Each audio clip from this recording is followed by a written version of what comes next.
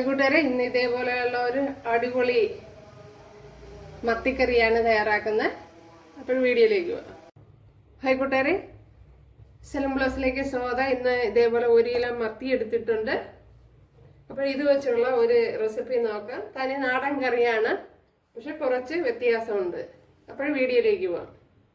ഇവിടെ 1 ടീസ്പൂൺ വെളിച്ചെണ്ണ ചേർത്ത് കൊടുത്തിട്ടുണ്ട്. അതിലേക്ക് ഒരു ശകലം ഉലുവ കൂടെ ചേർത്ത് കൊടുക്കുക. ഒരു 1/4 ടീസ്പൂൺ ഉലുവ ചേർത്ത് കൊടുത്തിട്ടുണ്ട്. അതിലേക്ക് ഇനി ഒരു 2 കുഞ്ഞുള്ളിയും ചെറിയ പീസ് ഇഞ്ചിയും 1 പിടി തേങ്ങ എടുത്തിട്ടുണ്ട്. ഇതൊന്ന് നമുക്കിതിലേക്ക് ചേർത്ത് കൊടുക്കാം. അതിനുശേഷം ഇതൊന്ന് ഇളക്കിയെടുക്കണം.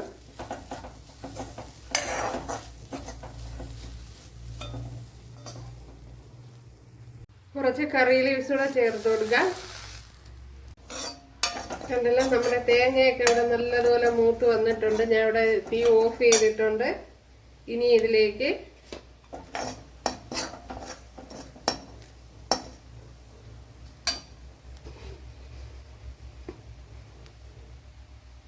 ഒരു ടേബിൾ സ്പൂൺ മല്ലിപ്പൊടി ചേർത്ത് കൊടുക്കുക.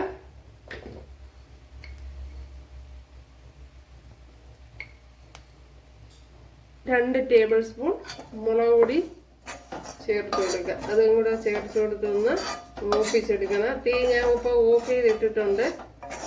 ഇത്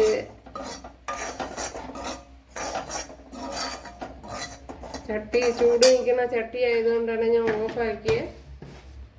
അല്ലെങ്കിൽ പൊടി ഐറ്റങ്ങളൊക്കെ കരിഞ്ഞു പോകും. അപ്പോൾ ഇത് തന്നെ മതിയാകും. പൊടി ഐറ്റങ്ങൾ മറ്റൊരു പാത്രത്തിലോട്ട് മാറ്റി കൊടുത്തിട്ടുണ്ട്, അല്ലെങ്കിൽ ചട്ടിയിലിരുന്ന് കരിഞ്ഞു പോകും. ഇതിലേക്ക് 2-3 ഉലുവ ചേർത്ത് കൊടുത്തിട്ടുണ്ട്. ഇവിടെ ഉലുവ മൂത്തിട്ടുണ്ട്. 2 പച്ചമുളക് ചേർത്ത് കൊടുക്കുക. അതിലേക്ക് 10 കുഞ്ഞുള്ളിയും കൂടെ ചേർത്ത് കൊടുക്കുക. ഇതിലേക്ക് ഒരു 6-7 അല്ലി വെളുത്തുള്ളി, ഒരു ചെറിയ പീസ് ഇഞ്ചി, ഇത്രയും ചേർത്ത് കൊടുത്തിട്ടുണ്ട്. ഇതൊന്ന് മൂത്ത് വരണം. ഇപ്പം നേരത്തെ കൊച്ചുള്ളിയുടെ അവിടെ ഇട്ട് കൊടുക്കാനുള്ളതായിരുന്നു.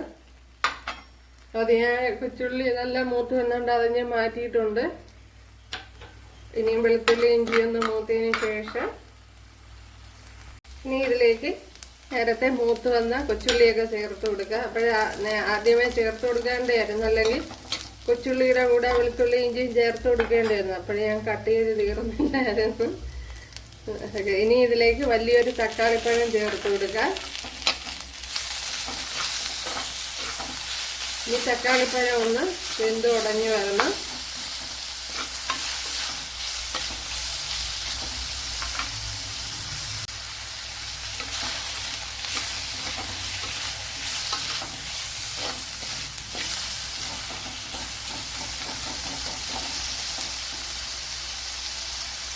ഇതിലേക്ക് ഇനി അരച്ചു വെച്ചിരിക്കുന്ന അരപ്പ് ചേർത്ത് കൊടുക്കാം.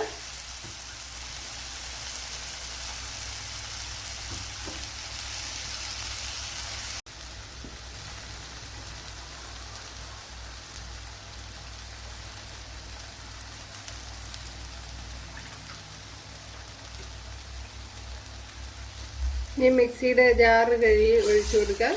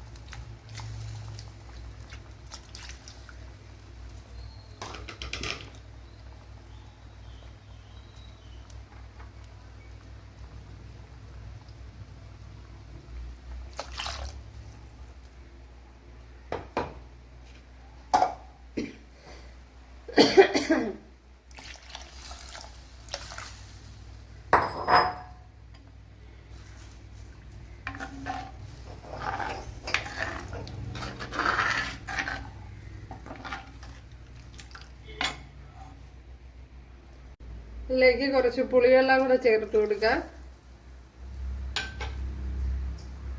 ഇതിലേക്ക് ആവശ്യത്തിനുള്ള ഉപ്പൂടെ ചേർത്ത് കൊടുക്കാം.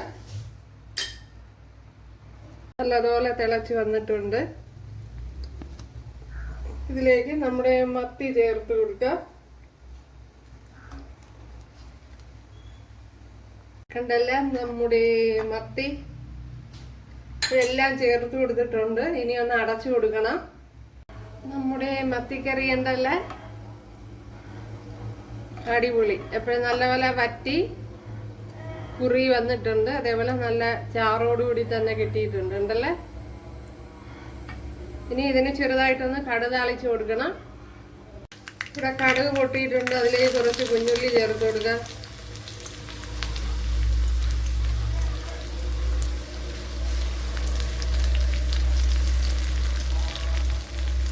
ഇതിലേക്ക് കുറച്ച് വറ്റൽ മുളകും കുറച്ച് കറിവേപ്പിലയും ചേർത്ത് കൊടുക്കാം.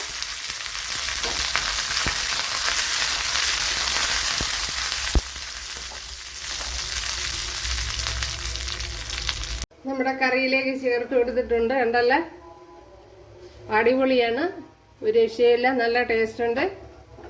അപ്പോൾ കൂട്ടുകാരെല്ലാവരും ചെയ്ത് നോക്കാം. ഇഷ്ടമായാലും ഒന്ന് സബ്സ്ക്രൈബ് ചെയ്ത് സപ്പോർട്ട് ചെയ്യുക. ഇനി ഇത് സപ്പോർട്ടാവാം. അപ്പോൾ അടുത്തൊരു വീഡിയോ ആയിട്ട് കാണാമെന്ന് പറഞ്ഞുകൊണ്ട് എല്ലാവർക്കും താങ്ക്സ്.